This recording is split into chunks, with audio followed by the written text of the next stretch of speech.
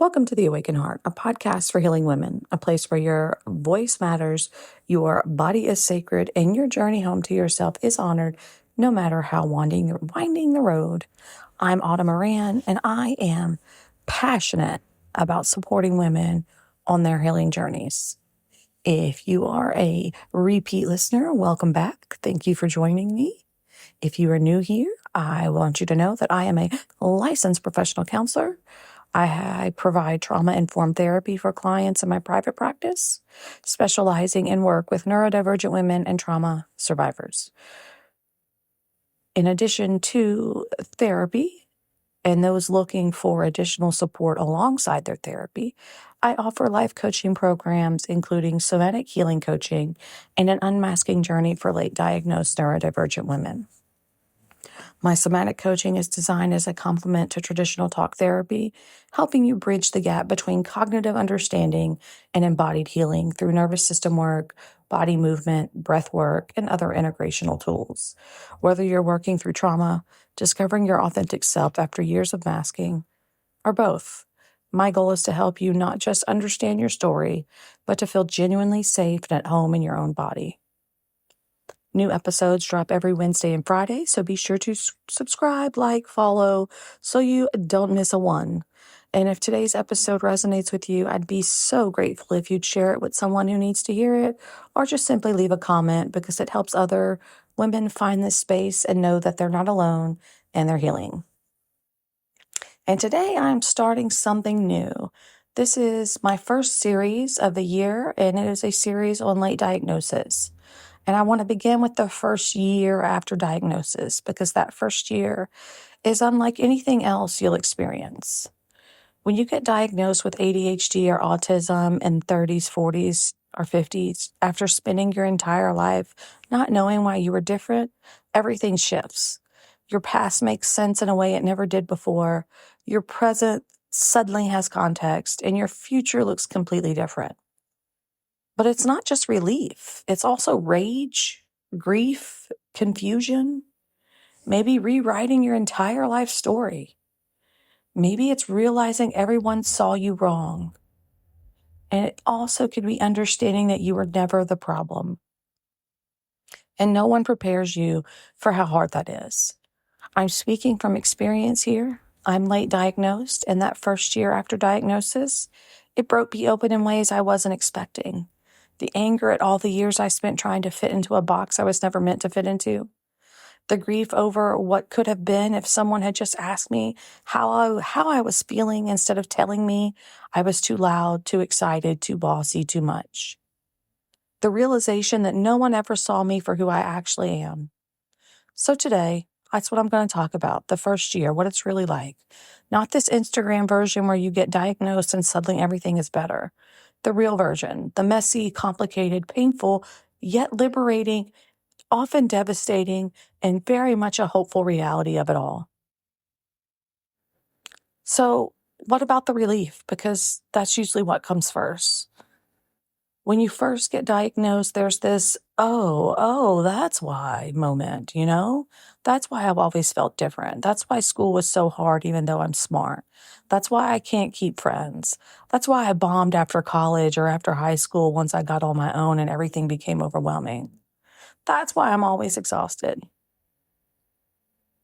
That's why I can't organize my life. This is why I feel like I've been struggling, and I have been struggling my whole life. There's a name for it. There's a neurological explanation. It's not a character flaw. I'm not lazy. I'm not broken. I'm not fundamentally wrong. I'm neurodivergent. And for a moment, that relief is everything. Finally, you have an answer. Finally, you can stop blaming yourself. Finally, there's framework that makes sense of your entire life. For the first time, someone is saying, yes, this is real. Yes, you've been struggling. Yes, there's a reason. And no, you're not making it up. After a lifetime of being told you're too sensitive, too much, not trying hard enough, making excuses, someone is finally saying, this is a real neurological difference. It's valid. And that validation can feel life-changing because maybe for the first time ever, you're not the problem. The world's expectations were the problem. The lack of understanding was the problem. The system not designed for your brain is the problem, not you. But here's what nobody tells you. The initial relief is just the beginning, because once the relief settles, everything else rushes in. The grief, the anger, the confusion, the identity crisis, the realization of everything you've lost, the rage at everyone who failed you. The relief opens the door, but what comes through the door is decades of unprocessed pain. Like, first and foremost, let's talk about the anger, because it's coming and it's going to be big. This is anger that hit me the hardest. All the years I wasted, all the things I could have done in my 20s and 30s if I'd been diagnosed and treated. All the opportunities I missed because I was too exhausted, too overwhelmed, too confused about why everything was so hard. I always felt like I was doing so well, but behind everyone else still didn't have the rules, even though I was killing it. If I'd had medication, if I had accommodations, if I'd understood my brain, if I had support instead of criticism, where would I be now? Who would I be? What could I have accomplished?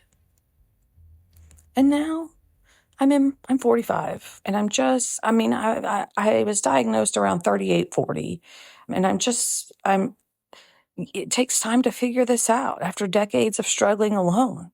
That's rage. That's grief disguised as rage. That's the loss of potential, of time, of who you could have been. Your parents, your teachers, your doctors, every therapist you saw who treated your anxiety and depression without ever asking if there was something else going on, or better yet, they gave you borderline and bipolar instead of really being educated on women and neurodiversity. Every person who told you to try harder, who called you lazy, who said you were making excuses, who punished you for things you couldn't control. They all missed it. They all failed you. And now you're left dealing with the aftermath of decades of being misunderstood and mistreated. I was told I was too loud, too excited, laughing too loudly, too nosy, bossy, a backdogger. I can still remember as an adult, managers getting mad at me because I was having a good time at work. I needed to be quiet and serious and not laugh. I was just like, this is so dystopian. They don't like me because I'm having a good time. And all those things that they told me I wasn't any of those things. I was enthusiastic, curious, strong-willed, passionate, direct, have a strong sense of justice, can read patterns really well. But instead of anyone asking, how are you feeling? Why are you having big feelings? What do you need? They just told me to be quieter, smaller, less, more controlled. Go to my room. Go outside. They tried to fit me into a box I was never meant to fit into, and I spent my whole life trying to squeeze myself into that box, thinking something was wrong with me because I didn't fit. But there was nothing wrong with me. The box was the problem. And then there's anger at yourself for not figuring it out sooner, for believing what everyone told you about yourself, for internalizing all that shame, for trying so hard to be someone you're not. Why didn't I see it? Why did I believe them? Why did I spend so many years hating myself? And this one is complicated because you were doing the best you could with what you knew, but the anger is still there. So what to do with this anger? First and foremost, feel it. Don't bypass it. Don't spiritualize it away. Don't tell yourself you should forgive or let it go. You are allowed to be angry. You are allowed to be furious. And you have every right to rage about what was taken from you. Journal it, scream it, move it through your body, talk about it in therapy. Let yourself feel the full weight of it. Scream into a pillow, punch a mattress, go to a smash room, get a bowl of ice and go outside and throw it on the concrete as hard as you can. have target practice, whatever it is to help you release your anger. Because a common theme I had yesterday in session were clients being afraid of their anger, minimizing their anger, compartmentalizing their anger, pretending that it meant something else where you couldn't just be angry. Because we've been taught for so long that anger is scary and that you'll lose yourself and all this shit. But anger is a valid emotion and it needs to be expressed just like joy, happy, sad, moody, emotional. It is an emotion and it needs to be honored. Because underneath the anger is grief, and you can't get to the grief until you move through the anger. And once the anger starts to settle, that's like I just said, the grief comes, and it can be very heavy. Who would you have been if you'd been diagnosed as a child? If you'd had medication, accommodations, support, and understanding? What career would you have pursued? What relationships would you have had? What would your life look like now? You'll never know. And that's what you're grieving, the version of yourself that never got to exist because no one saw you. All the years you spent thinking you were broken, all the years you tried so hard and still failed, all the years you were exhausted, overwhelmed, confused, ashamed. You can't get those years back. And that is so much grief. You became someone to survive. You learned to mask. You learned to people please, to make yourself small, to be quiet when you wanted to be loud, still when you wanted to move, calm when you were bursting with energy. You became someone else to be acceptable. And now you're grieving the authentic self that got buried, girls, buried under all that survival. How many friendships did you lose because you didn't understand your own needs? How many romantic relationships failed because you didn't know how to communicate what you needed? You didn't even know how to identify what you were needing or what you were feeling. You can't go back and repair all that with the knowledge you have now. Some of those relationships are just gone, and that's grief. If you have kids, you might be grieving that you parented them while undiagnosed, that you were exhausted, overwhelmed, sometimes short-tempered, sometimes checked out, not because you didn't love them, but because you were drowning and didn't know why.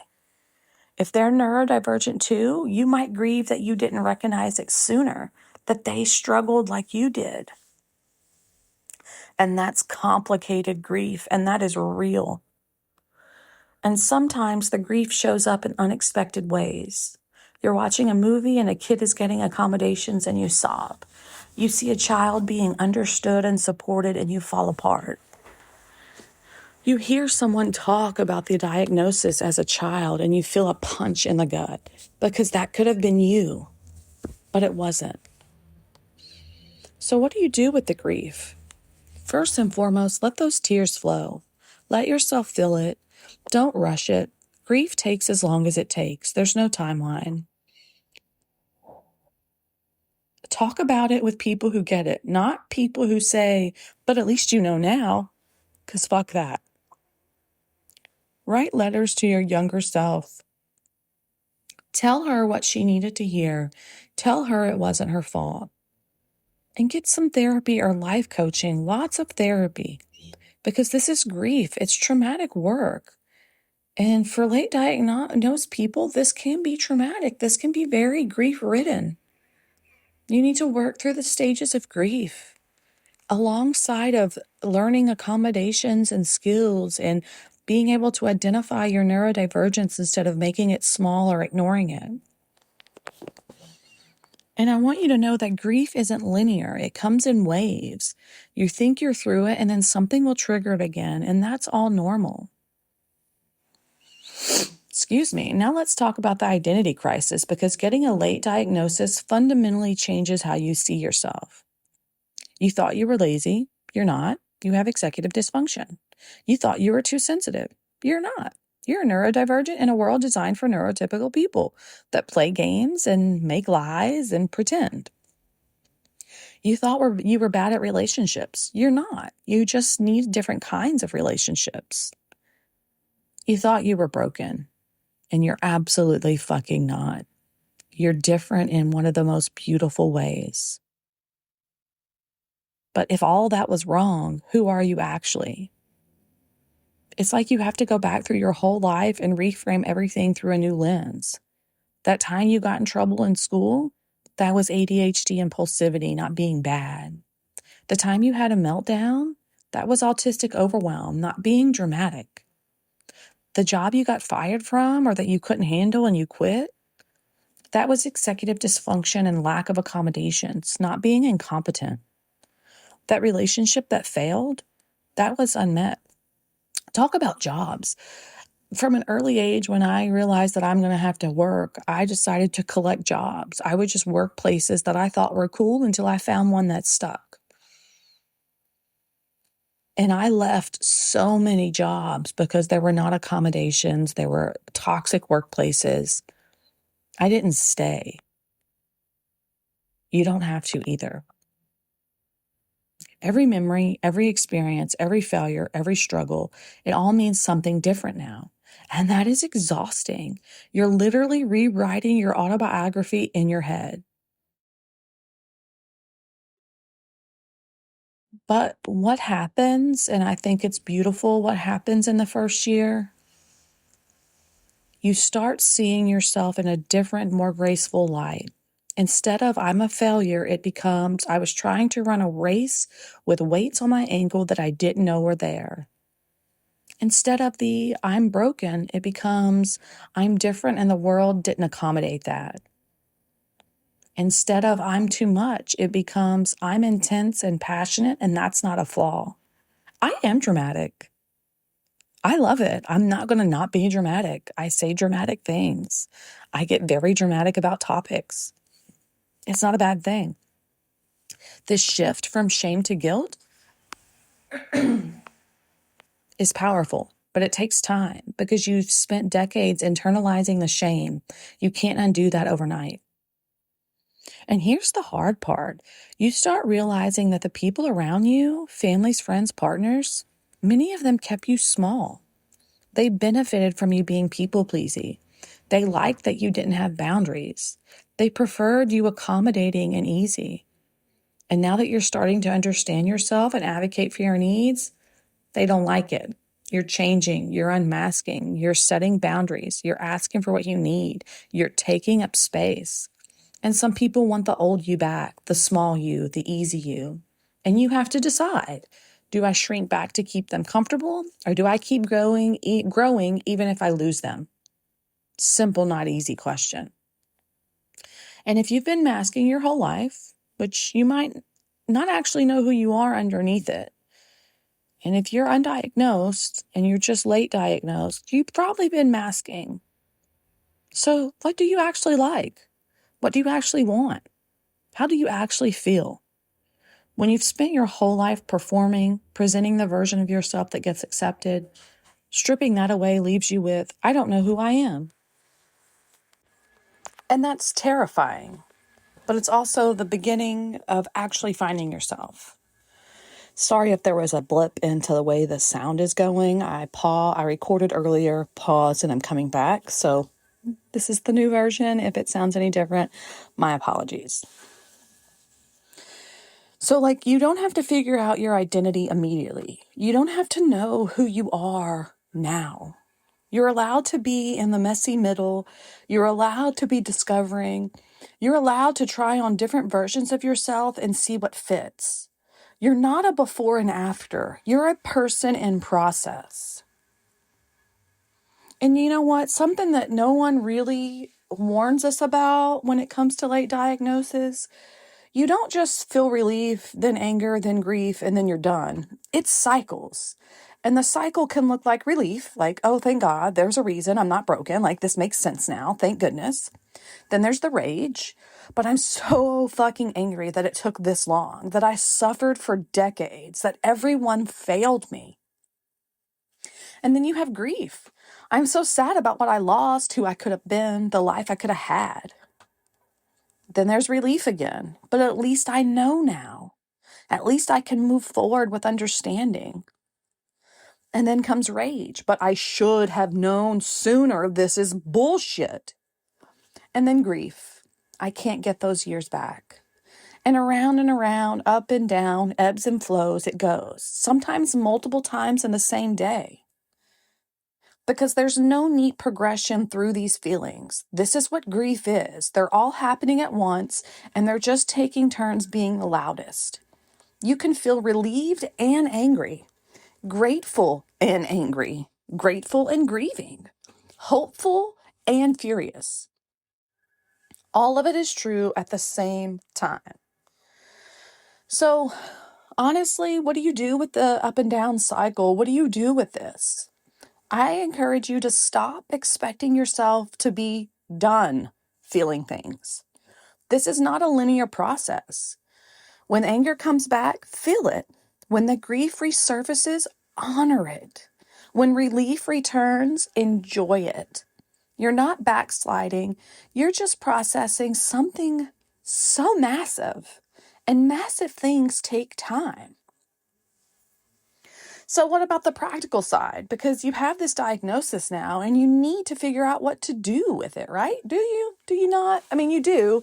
Accommodations in the sense is what I am talking about when saying you need to do something with it. Like learning to accommodate, learning to advocate, learning to set up your environment, your life, your relationships to accommodate you. So what about, do you tell people? This is one of the first questions. Who do I tell? How much do I share? What if they don't believe me or if they don't take me seriously? What if they're just one of those that say, oh, we're all a little ADHD now? There's no right answer. Some people tell everyone. Some people tell no one. And most people land somewhere in the middle, telling safe people who will understand and support. And I'll cover this more in the next episode of this series about telling your family, telling your support system, telling your people. But for now, you get to choose. This is your information to share or not to share. But if you want to hold on and get some more insight, next Wednesday's episode will be just about telling your family. What about the age-old question, do I try medication? For ADHD, medication can be life-changing, but it's also a process. Finding the right medication, the right dose, dealing with the side effects, figuring out if it actually helps. So that's a process. Some people have dramatic positive responses. Some people have no responses depending on the dosage. And some people have bad reactions. Some people can't handle stimulants. And if you have issue with stimulants, I would encourage non-stimulants. They can be just as helpful at getting you to a place of homeostasis, so to speak, so that you can start building your accommodations and systems. And a lot of the times I get the question or I get the comment of, I don't want to be on meds. I don't want to be on a stimulant. I don't want to do drugs. I don't want to be on legal speed. I get it. I totally understand it. And this is not a forever thing. The way I see ADHD medication, it's a way to accommodate yourself so that you can even out, so that you then can see where you need systems, and then we'll have the executive functioning to create the systems. And then once you have systems into place, maybe a year, 2 years down the road, you can taper off the meds and see how you are with just your systems. So it can be a complement to your daily life, and you can take it for however long you want, or you can use it for a short burst of time in your life to help you just get equilibrium. And there's grief here too, right? If medication helps, you might think, this is how other people feel all the time? And I've been functioning at 30% my whole life? Oh, that's its own kind of pain. It really sucks to think, God. It goes back to where I found out I had sleep apnea, and then when I was late diagnosed. Like at each part that I've gotten these diagnoses, I thought I was doing my best, just having a hard time. But the more I unfold the better I'm becoming. The more accommodations, the more systems, the more understanding, grace, and compassion I have for myself, the better life has gotten. The easier my neurodivergence is to accommodate. And yes, let's talk about accommodations. Do you need them? Yes. Whether it's at work, at home, in relationships, you need accommodations. You need systems designed for your brain, not against it. But asking for accommodations is hard when you're just figuring out what you need. And I'll cover this also. We'll have a whole episode on accommodations and all the things that come along with asking work, home, relationships, environments, all of it. But we'll cover it in a few episodes down. And if you're not already in therapy, this is a good time to find a neurodivergent affirming therapist, someone who gets it, someone who won't pathologize your neurodivergence or try to make you more normal. You need support processing all of this. You need space to grieve, to be angry, to figure out who you are now. And I'm going back to about telling the family. How do you explain this to your parents, your kids, your partners, your friends? Because this is complicated. Because you're still learning about it yourself. How do you explain something you're just starting to understand? And you can start with something like this. I got diagnosed with ADHD, autism, or both, bipolar, dyslexia, OCD, under the neurodivergence umbrella, right? I'm still learning what that means, but it explains a lot about why I've struggled with whatever specific things you want to put in there. I'd love your support as I figure this out. And then give them some resources if you have them. Send them some articles, have them listen to podcasts like this one. The episode before this series, Autism, ADHD, AuDHD, and Trauma, it explains all of them, what it looks like, how it feels. It's a good starting point. I'll put that show link in the show notes so that you can easily share it or refer it. Help them understand, essentially, right? Do you need to change your whole life? Maybe, maybe not. Some people make big changes, new careers, new relationships, new living situations. Some people make small adjustments, new systems, new boundaries, new self-understanding. I did a bit of a both. I quit my job as soon as I realized that I no longer wanted to work in an office.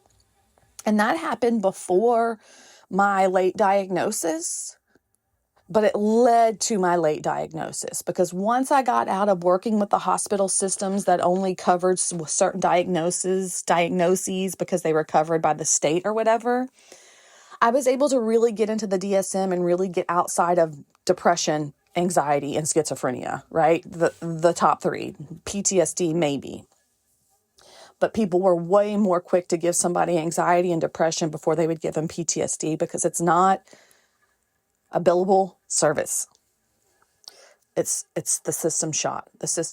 So it happened slowly, but it was like a natural progression. So like one thing led to another. Had I never went private practice and stayed at home after COVID and went against what all my bosses and coworkers were saying that I would fail and it would never work, I would never have discovered what ADHD looks like, what it is beyond anxiety and depression. Because here's the truth.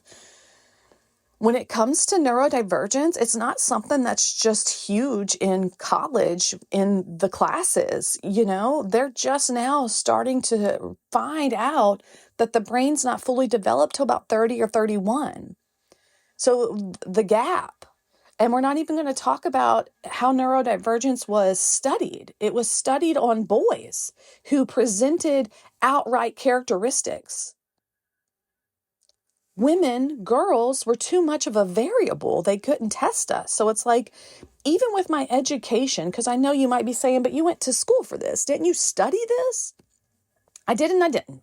I did. I was a great student, but also I'm a very literal AuDHD. If you tell me not to self-diagnose, I'm not going to self-diagnose. I read the criteria, I studied the criteria, but I never stopped to think, hey, does this apply to me? Because I was taught, do not diagnose yourself. And after my undergrad experience with abnormal psych and almost convincing myself I was schizophrenic, I didn't do it anymore. Once someone said not to do that, I gave myself full permission to not do that. So life can change. I changed my job. I changed the way I practiced. I changed my niche. I then found out the population I wanted to work with. I wanted to work with late diagnosed women who are also and or trauma survivors. Two things that I have personally experienced and have been formally trained on. I got a divorce. I moved locations to somewhere that I wanted to go. I eventually bought my own car for the first time that wasn't out of survival or necessity, but it was my choice. There's no should here. You get to decide what needs to change and what doesn't. And I want to wrap this all up, and I want to close this by telling you what I wish someone had told me in that first year. What I tell my clients when they're in the thick of it. Right now, exactly as you are, you're okay. You don't need to be fixed. You don't need to become someone else. You don't need to improve or optimize or heal faster. You're okay. Anyone that says otherwise can fucking kick rocks. This sucks. It sucks that you didn't know sooner. It sucks that you lost all those years. It sucks that you could have been medicated, accommodated, supported, and you weren't. It genuinely, truly, deeply in your soul sucks balls. And you're allowed to feel that. You're allowed to be angry and sad and grief-stricken all about all of it. Don't let anyone minimize that. But at least you know now, fuck that. It sucks that it took this long. Full stop. And I'm allowed to be angry because I'm allowed to feel anger just like every other emotion. And you're not being dramatic. If you had been diagnosed and treated in childhood, your life would be different. Probably significantly different. You lost something real. That's not catastrophizing. That's acknowledging the reality.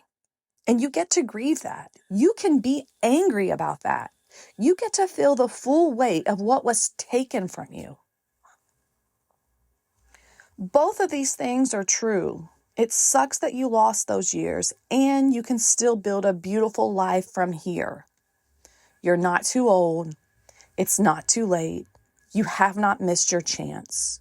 Maybe this is divine timing. You're starting now with knowledge you didn't have before, with understanding, with the ability to work with your brain instead of against it. That matters, and that changes things.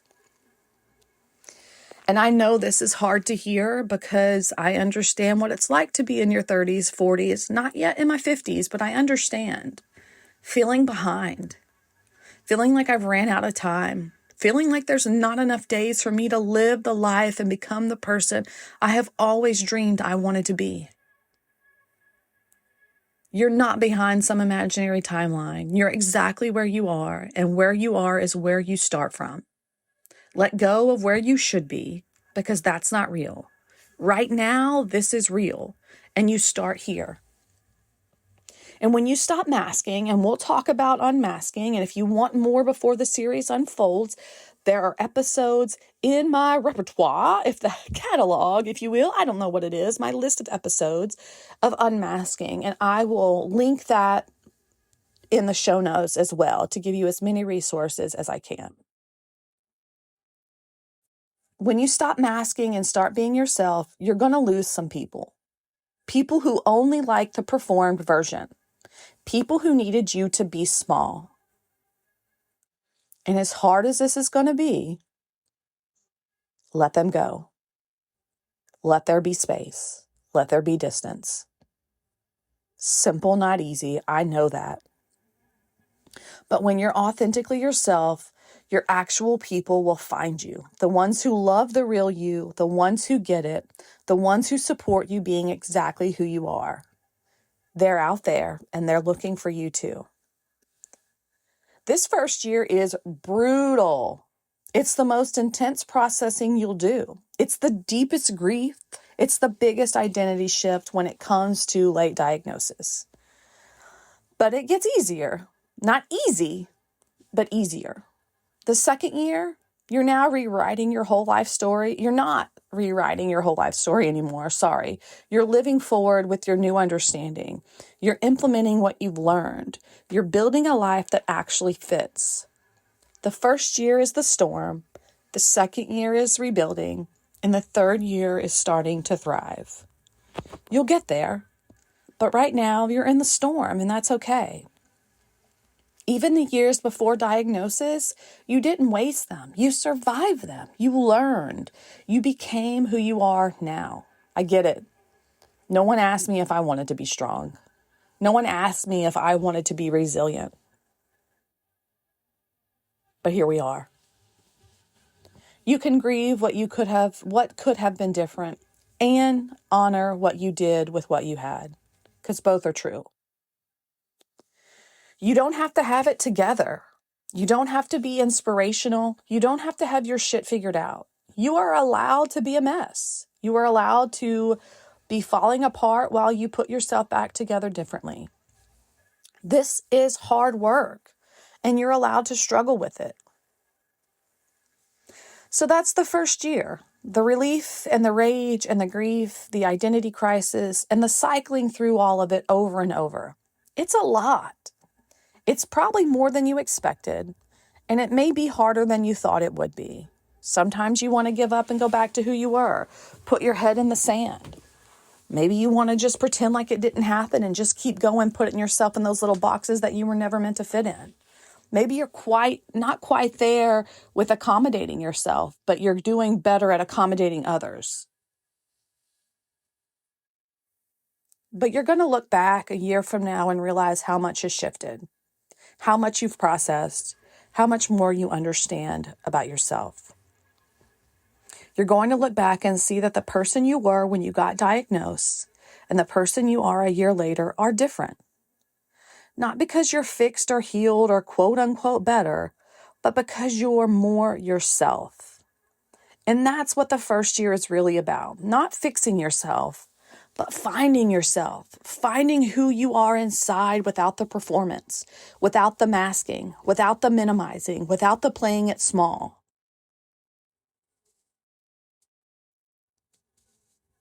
All right, so more episodes are coming in this series.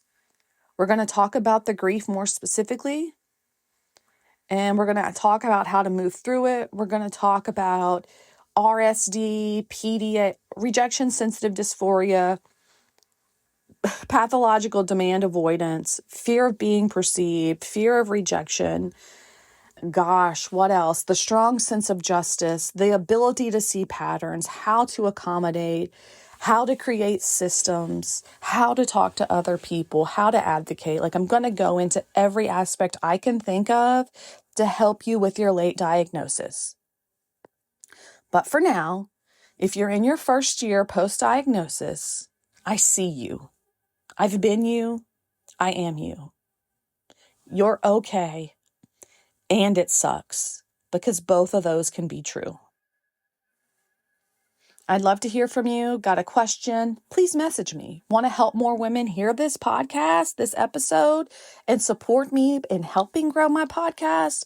Please comment. Please leave a review. Please share this episode with someone, because this helps me grow. This helps me show up in searches.